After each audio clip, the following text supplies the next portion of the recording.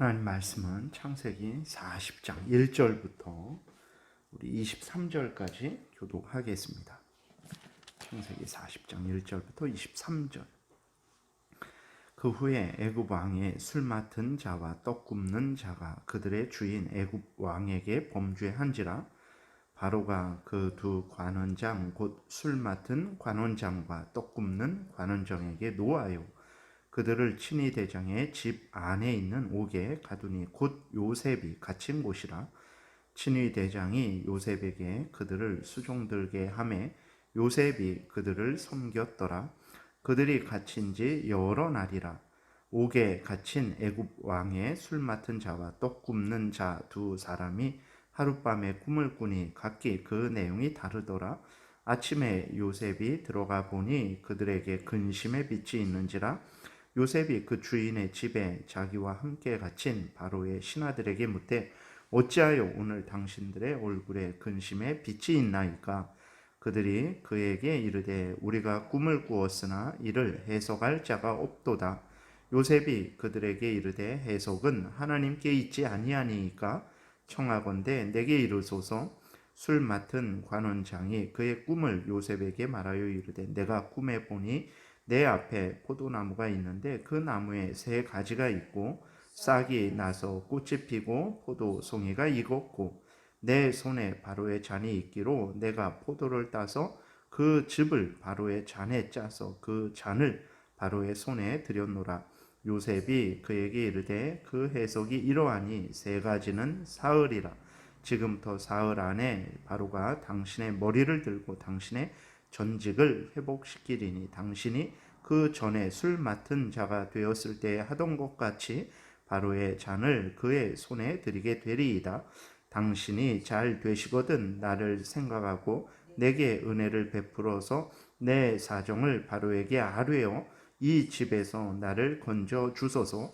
나는 히브리 땅에서 끌려온 자요 여기서도 옥에 갇힐 일은 행하지 아니하였나이다. 떡 굽는 관원장이 그 해석이 좋은 것을 보고 요셉에게 이르되 나도 꿈에 보니 흰떡 세 광주리가 내 머리에 있고 맨 윗 광주리에 바로를 위하여 만든 각종 구운 음식이 있는데 새들이 내 머리에 광주리에서 그것을 먹더라. 요셉이 대답하여 이르되 그 해석은 이러하니 새 광주리는 사흘이라. 지금부터 사흘 안에 바로가 당신의 머리를 들고 당신을 나무에 달리니 새들이 당신의 고기를 뜯어 먹으리이다 하더니 제3일은 바로의 생일이라. 바로가 그의 모든 신하를 위하여 잔치를 베풀 때에 술 맡은 관원장과 떡 굽는 관원장에게 그의 신하들 중에 머리를 들게 하니라. 바로의 술 맡은 관원장은 전직을 회복하며 그가 잔을 바로의 손에 받들어 드렸고 떡 굽는 관원장은 매달린 요셉이 그들에게 해석함과 같이 되었으나 술 맡은 관원장이 요셉을 기억하지 못하고 그를 잊었더라. 아멘. 기도드리겠습니다. 살아계신 하나님, 이 시간 하나님 말씀을 전하고 듣습니다. 성령께서 역사하셔서 우리를 향한 하나님의 뜻을 잘 깨달아 알게 도우소서. 하나님이 또 알려주시는 대로 믿고 따르는 복된 신앙생활을 잘 하게 도와주옵소서. 예수 그리스도의 이름으로 기도드렸습니다. 아멘. 오늘 본문을 통해서는 이제 하나님께서 섭리하시는 그 놀라운 역사를 보게 됩니다. 섭리라는 말의 뜻은 하나님께서 손에 쥐고 다스리신다라는 그러한 의미인데 하나님께서 작정을 하셨죠. 작정하신 대로 하나님이 창조를 하셨습니다. 그 이후에 창조하신 것들을 그냥 내버려 두시냐? 그러지 않습니다. 하나님께서는 창조하신 모든 만물들을 손에 쥐고 다스리시는 거예요. 하나님이 작정하신 대로 뜻이 이루어지도록 모든 만물들을 하나님이 하나님의 뜻대로 주관하고 다스리시는 것을 섭리하신다라고 이렇게 이야기를 합니다. 하나님께서 작정하신 대로 하나님께서 이끌어 가시기 위해서는 무엇이 필요합니까? 첫 번째로 보존하는 것이 필요하죠. 하나님께서 자연 만물과 인간들을 제자리에서 제 역할을 할 수 있도록 하나님께서 자연 만물과 인간들을 보존하십니다. 한순간에 어떤 사고로 인해서 큰 피해를 입거나 또 사라지지 않도록, 소멸되지 않도록 하나님께서 그 모든 천지 만물과 또 인간들을 하나님께서 붙들어 주시는 거예요. 그래서 그것들을 보존하시는 것입니다. 그리고 하나님께서 그 다음에 행하시는 일은 협력하시는 일을 하십니다. 식물은 식물대로, 동물은 동물대로, 인간은 인간대로 각각이 자기의 역할을 하게 하시는 거예요.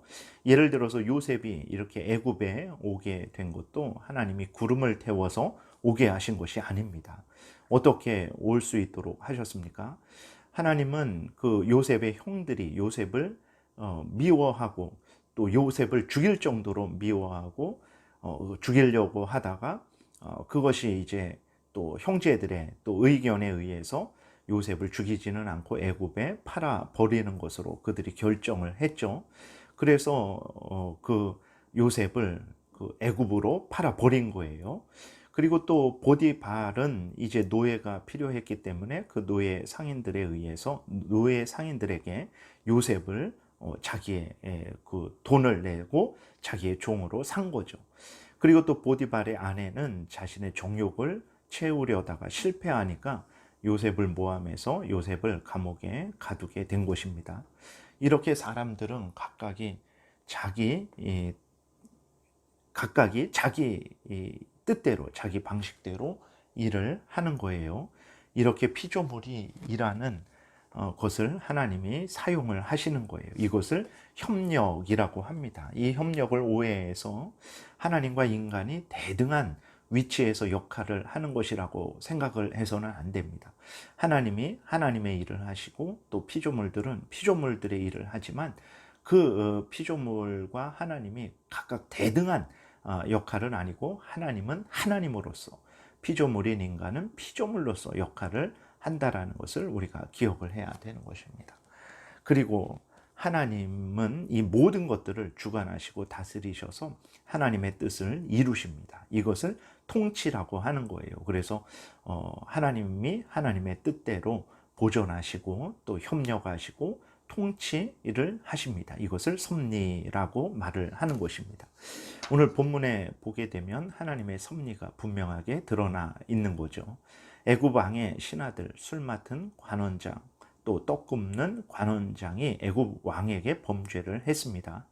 이것은 하나님이 범죄하라 해서 범죄한 것이 아니고 이들이 스스로 범죄한 거예요. 이들이 스스로 범죄함으로 말미암아 어떻게 됐습니까? 요셉이 있는 감옥에 갇히게 된 거예요.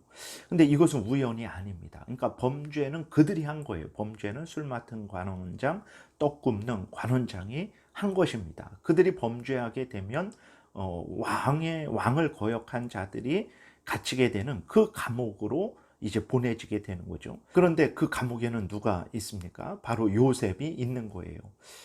범죄는 스스로 하는 것입니다. 인간들이 각각이 자기의 역할을 하게 하는 거죠. 근데 하나님께서는 그 모든 것들을 사용하셔서 하나님의 뜻을 이루시는 거예요. 애굽 왕의 신하들이 범죄해서 감옥에 갇혔는데 하나님께서는 그러한 일들을 사용하셔서 요셉을 만나게 하신 거죠. 그리고 하나님은 이제 또 특별하게 감옥에 갇혀 있는 그 관원장들에게 특별한 꿈을 꾸게 하십니다. 요셉은 또 이들의 꿈을 해석해 주는 거예요. 이 모든 일들이 하나님이 인도하시는 거죠. 각각이 자기 역할을 해 나가는데 그 모든 일들을 하나님께서 주관하고 다스리시는 거죠. 요셉이 꿈을 꾼 대로 이제 술 맡은 관원장은 복직했고 떡 굽는 관원장은 형벌을 받아 목숨을 잃었습니다. 이것은 이제 나중에 요셉이 바로 앞에 서게 되는 그러한 계기가 되는 일이죠. 우리는 이제 분명한 섭리 신앙을 가져야 됩니다. 하나님이 살아계셔서 온 천지 만물을 하나님의 뜻대로 주관하시고 다스리신다라는 분명한 이러한 믿음을 가져야 되는 거예요. 요셉이 하나님을 경외하고 또 하나님을 사랑하고 하나님의 뜻대로 살기 위해서 애쓰고 노력하다가 무슨 일이 일어났습니까? 그 모함을 받고 감옥에 갇히게 된 거예요. 그 발에는 착고를 차게 되었고 손에는 쇠사슬이 묶이는 아주 그 비참한 처지에 이르게 된 것입니다. 인간적으로 보게 되면 그 일은 너무나 불행한 거죠. 그러나 우리가 전체적으로 봤을 때 하나님의 섭리하시는 그 섭리 역사에 눈을 가지고 봤을 때 그것은 그냥 불행한 일이 아니죠. 오히려 애굽 왕 바로 앞에 서게 되는 하나의 과정이었던 것입니다. 인간의 눈에는 사람들만 보이고 사람들이 마음대로 행하는 것만 보입니다. 그러니까 그리스도인들조차도 하나님이 지금 일하시지 않는 것 같이 여겨지는 거예요. 하나님은 없는 것 같이 여겨지는 것입니다. 사람들에 의해서 사람들의 뜻대로만 움직이는 것 같이 보이는 거예요. 그래서 하나님이 나를 돕지 않는가 보다. 하나님이 나를 모르시는가 보다. 나의 이 어려운 상황을 모르시는가 보다. 라는 이러한 생각을 하게 되는 거죠. 그러나 앞에서 말씀드린 대로 눈에 보이는 것이 전부가 아닙니다. 인간적인 눈으로 보게 되면 요셉처럼 불행한 사람이 어디 있습니까? 그러나 요셉이 마지막에 고백을 하죠. 형들은 나를 죽이려고 했지만 하나님이 그 모든 것들을 사용하셔서 그 형들의 악을 복으로 바꾸어 주셨다라고 말씀을 하는 거예요. 그리고 하나님이 나를 형들보다 먼저 애굽에 보내셨다, 이런 말을 하게 될 수 있는 것입니다. 그러니까 각각이 자기 역할들을 한 거예요. 그러나 하나님은 그 모든 것들을 사용하셔서 하나님의 뜻을 이룬 거죠. 요셉은 이제 이 모든 것들이 하나님의 섭리하심이었구나, 하나님이 주관하시고 다스리시는 역사였구나, 이것을 깨닫고 고백을 하신 것입니다. 여러분, 하나님은 한순간도 쉬시지 않는다라는 것을 기억해야 됩니다. 하나님은 천지 만물, 또 모든 인간들, 하나님의 택한 백성들, 하나님이 만드신 모든 것들을 항상 보존하신다라는 것을 기억해야 됩니다. 그리고 하나님은 그 모든 것들이 각각 자기 역할을 할 수 있도록 은혜를 내려 주시는 거예요. 나아가서 하나님은 이 모든 것들을 사용하셔서 하나님의 뜻을 이루신다라는 것을 우리가 기억해야 되겠습니다. 그러므로 인생을 살아가는 동안에 우리가 어떤 갑작스러운 일들이 생기곤 하잖아요. 또 그것이 좋은 일이면 좋은데 그러지 않고 힘들고 어렵고 두렵고 정말 이렇게 불안해할 수밖에 없는 그런 일들이 생기게 됩니다.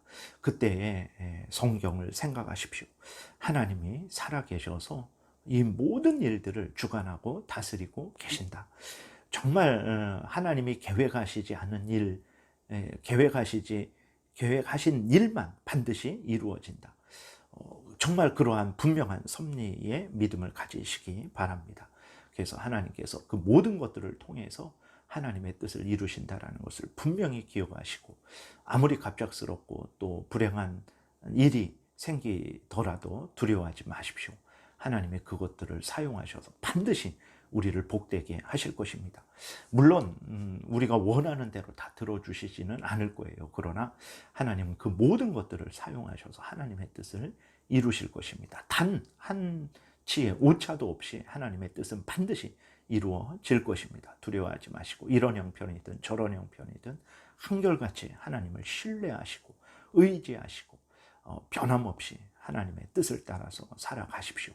반드시 하나님께서 여러분들의 삶을 사용하셔서 하나님의 뜻을 이루시는 놀라운 역사를 이루어 내실 것입니다. 기도드리겠습니다.